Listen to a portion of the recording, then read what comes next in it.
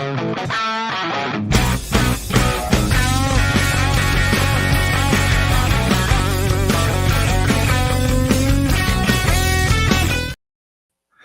good morning, everybody. It is Thursday, and this is Thursday Morning Live. Glad that you're back again this week, and we're in for another exciting episode. Before I get started, I just want to remind you that coming up in October 17th and 18th, is the Multifamily Summit. You know, this is my annual event that I do virtually. This year, again, I'm going to have 20 speakers and panelists that will blow your mind. Here's what I'm telling people right now is buckle up for this year's event.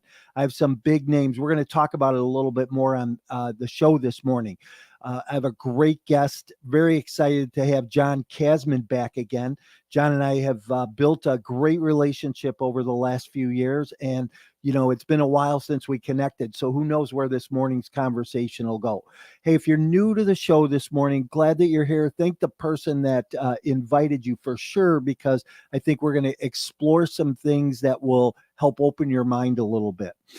If you're following us on social media, please like this, love us. It just, you know, it helps the algorithm. If you're out on YouTube live this morning, smash that subscribe button, because we are always bringing good, new, relevant content to you.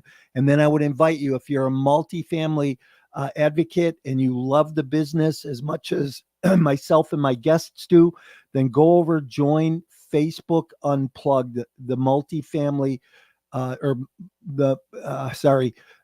go join my Facebook group, Multifamily Unplugged, where every day we're bringing out new content, new ideas, new thoughts that might help you in a changing market or in a stable market to grow and scale your business. All right, let's jump in this morning. I'm going to bring my guest, John Casmon, in. John, good morning. Mike, good morning, man. How are you doing today? I'm good. I got a little tongue-tied there for a minute.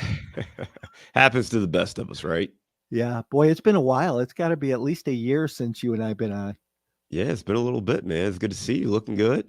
Yeah, thanks. You too. I've been watching your stuff lately. I'm kind of, intrigued. You've kind of been a little intense, I think, with talking to people and, you know, just really dialing in some fundamentals in that. It's been cool.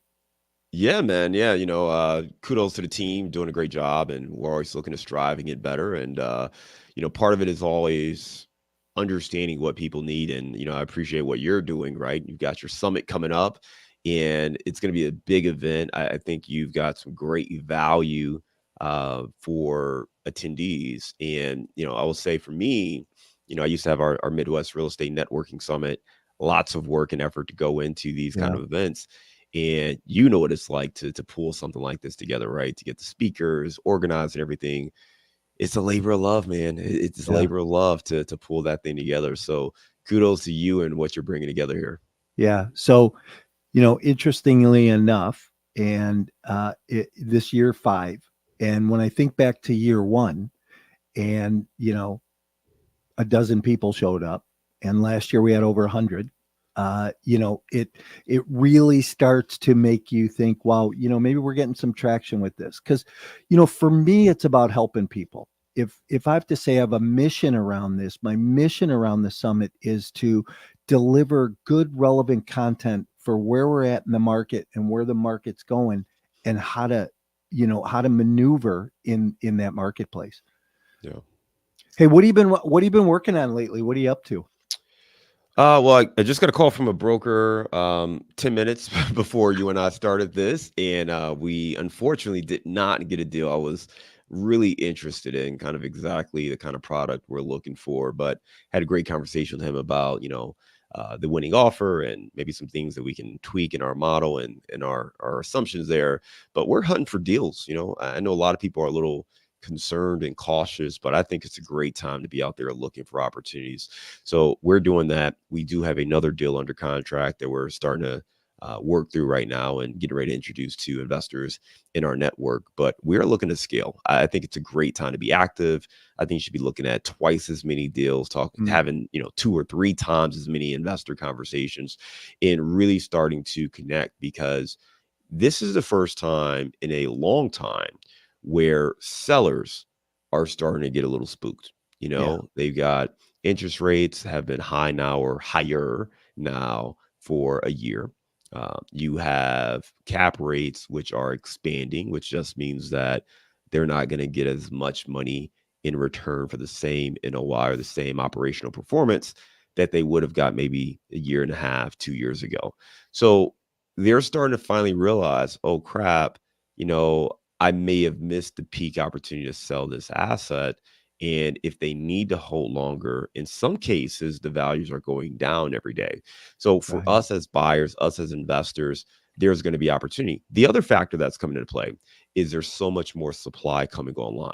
So because there's more supply coming online and it is outpacing demand in many markets, that is also going to push down valuations of existing real estate. All that to say, for buyers, we're getting more leverage. So it's a great time to be active in the marketplace and look for deals and opportunities. And that's exactly what we're doing. Yeah. So, last year we bought about 300 deals, or 300 units, I I should was about say. to say, good Yeah. Lord, 300 deals, man, you are All, 300 units. all, Got it. yeah, all assumption deals under 4%, fixed Okay. rate, fixed rate debt that had, 7 to 8 years of runway left on them. So that was Yeah. great. But we just went to contract on a deal that we're at a 6.3 interest rate, fixed rate debt. And, the deal penciled. So they're out there. I think you got to turn over enough rocks and open enough doors. Yeah. So Absolutely. Absolutely. here's something interesting though. I had Neil Bawa on last week, and Neil made a comment, and you know how Neil is. He can be very pessimistic but very optimistic in his approach. And a year ago I had him on and he said, "No, multifamily's over, the golden days are over." And last week he said that the end of this year we're going to be at the bottom, which I thought was really an interesting comment, right? So I believe I'm in that camp. I've been in that camp with a number of people, just for the last year and a half, 2 years. I've been saying it's going to be a soft landing. We're going to come out of this pretty unscathed. Some operators are going to definitely be penalized, but I think it's a reset, right? The whole market shift is a reset. It's interesting. I had when I initially got into the space, and I come from corporate America where projections, forecasting, all that was, the crux of what we did in the automotive space and in the agency world. I oversaw, you know, our MSAs and PSAs with our clients. So I negotiated all that kind of stuff. And I will tell you, I really do not like to make predictions of what's going to happen. It doesn't matter. And Right. I think and the reason I say that is, as an investor, it's very easy to become paralyzed because you're trying to figure out what's going to happen, or you think the bottom's going to drop out, or the market's going to soften. And we hear terms like, oh, we want to keep dry powder on the sideline, or, hey, I'm going to wait for the market conditions to change.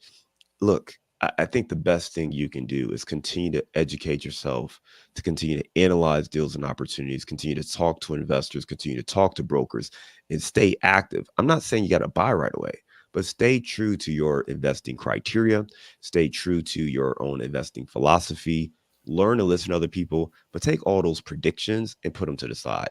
That's not what investors do, right? Investors don't speculate.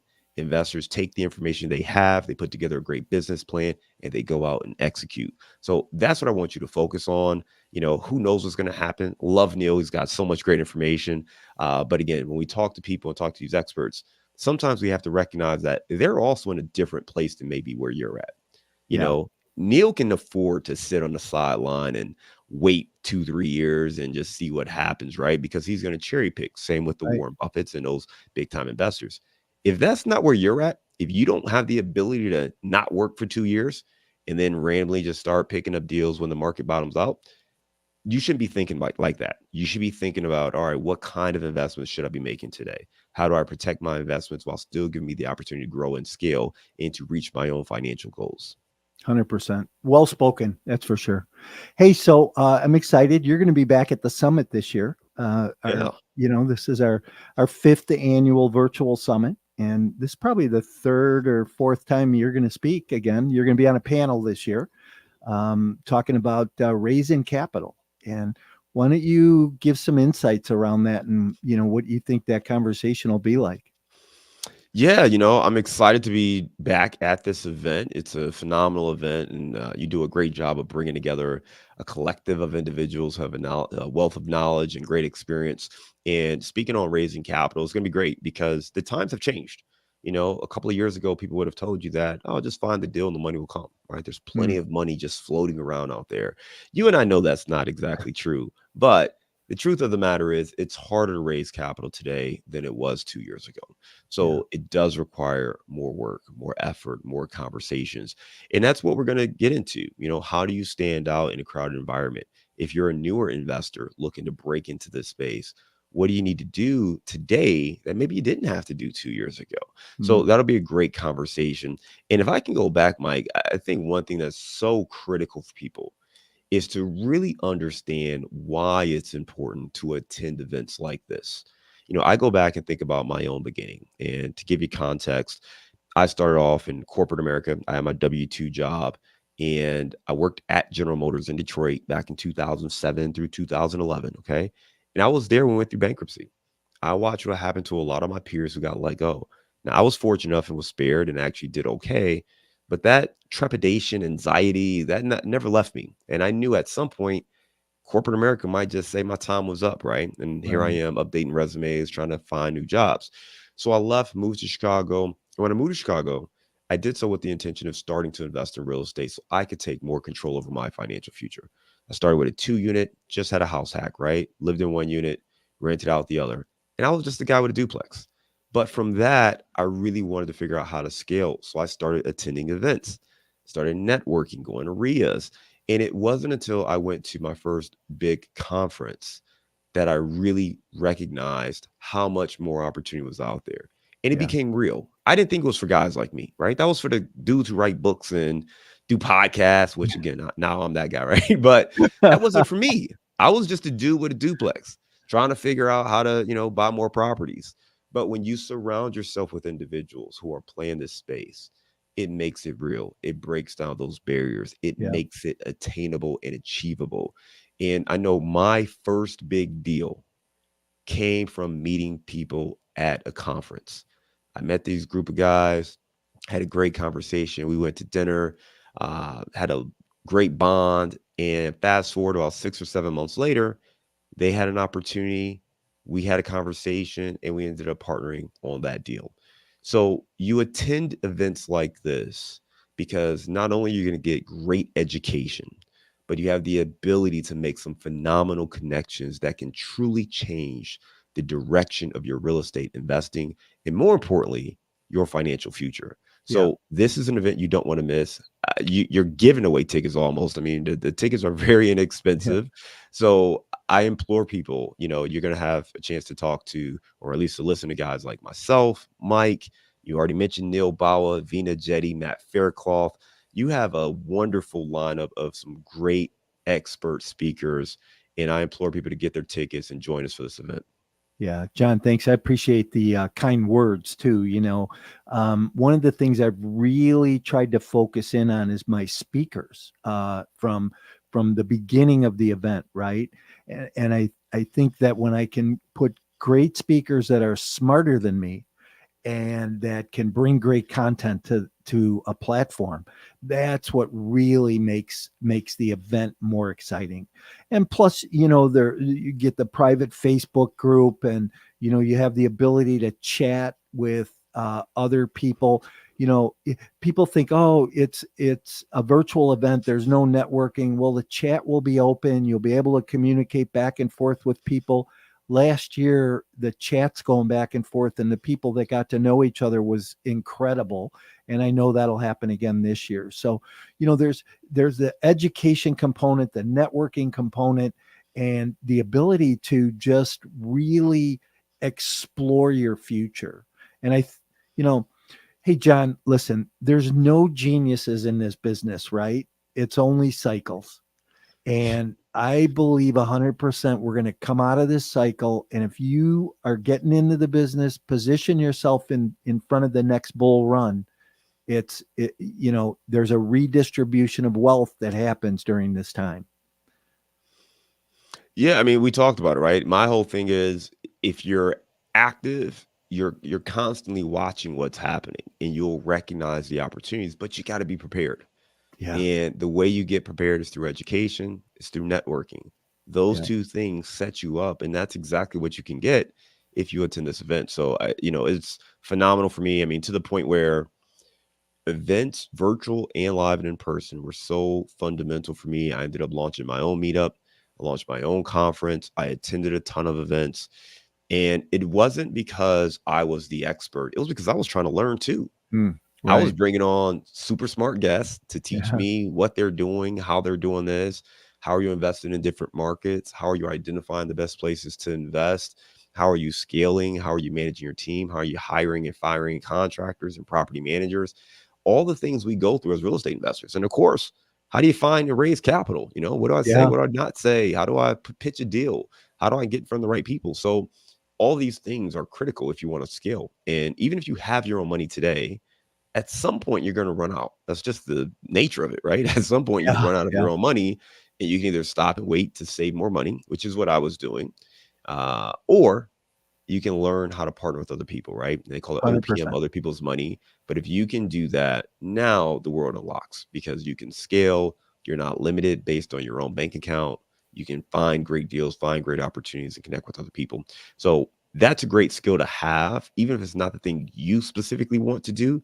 To find other people who have that skill is a great thing for you to grow. And again, networking, finding those people at events like your conference is going to be a great way for you to set yourself up for success. 100%. Hey, I want to circle back to the capital raise conversation real quick. Yeah. You made a comment that it's a little different today than it was 2 years ago to raise capital. What's one thing, and I don't want you to give away a whole bag of cats right now because I'm going to save that for the summit, but what's one thing you're doing different today than you were doing 2 years ago to raise capital for your deals? I think the biggest thing is, and just the simplest thing is, you have to have more conversations with people. The folks who may have been interested or wanted to invest 2 years ago, maybe are a little more skittish today, right? Maybe they're a Yeah. little more cautious. Maybe folks who have invested with you are invested in different deals that are not panning out as well. So they're hesitant to reinvest in real estate. So in general, I just think there's a little less enthusiasm from an LP perspective. So you're going to have more conversations with people. I also believe that transparency, authenticity, character, all of that is just reigning true today. So if you do 100%. have a deal that's not working as well, communicate, be transparent, talk to people, let them know what's going on, be available, don't hide. I've read horror stories of deals, I'm sure you have as well, where operators are simply, just they're disappearing and investors have no idea what's going on. They can't get in touch with them. There's one fairly well-known person who has a fund, and I don't know if you're on social media, but there's one guy's got a fund. This other guy is also really big on social media. He's the biggest investor in the fund, and he is just going after this dude's neck, like almost daily, but with good reason, because they have not made any distributions. They've pretty much not been communicating anything, and they believe the funds were misappropriated and not used correctly, and they're trying to get the attention of the SEC. It's a whole thing, right? Yeah. So don't be that guy. you Yeah. know, Right. be accessible. Sometimes you're not gonna like the answer that you got to give to investors, but they would rather hear the truth and the honesty. And again, talk to people who are going to be authentic, transparent, and demonstrate that character. Because ultimately, for me at least, this is about the long game, right? This is not about the next deal. This is about Yeah. where do we end up 5, 10, 15, 20 years from now, the future we're trying to build. And that's the thing that our investors are looking for. They're looking to get financial freedom. They're looking to get more time control. They're looking to get more flexibility, and they're looking to take that control of their Yeah. life. So, looking at it from that lens, you're going to have little bumps and hiccups on that road to success, but you've got to maintain that high character throughout that process. 100%. Well spoken. Uh, John, we're kind of coming to the end. Tell people how they get in touch with you if they want to connect. talk to you about the business, get some insight? How do Yeah. people reach out to you? Two things. The easiest thing is just go to our website. We've got some great content there, sample deal package and some other freebies. But you can go to casmoncapital.com. And if you have a specific question, want to reach out, feel free to email me. My email address is john at casmoncapital.com. I have two more questions. One Yeah. is, what are you reading these days? You have a Ooh. favorite book right now? That's a great question. I just started a new book, like literally today. It's called Huh? $100 Million Offers by Alex Oh, Hormozy. So that yeah. was recommended to me by a couple different people. So I'm checking that one out now. I just finished. Man, my phone's over there. I was trying to see. I do a lot of audiobooks because it's easier when I'm moving. Sometimes I don't have the time to just sit still and read. Yeah, So I I get it. I like to listen when I'm driving or working out or something like that. Um, I'll tell you the last book that really impacted me, like made me stop and process. Like that's how I know a book is really good, right? If I can read them, oh, that's cool, that's good, that's a good idea, that's great. Those are good books, right? I'm not not discrediting those at all. But sometimes you read something that really makes you rethink everything.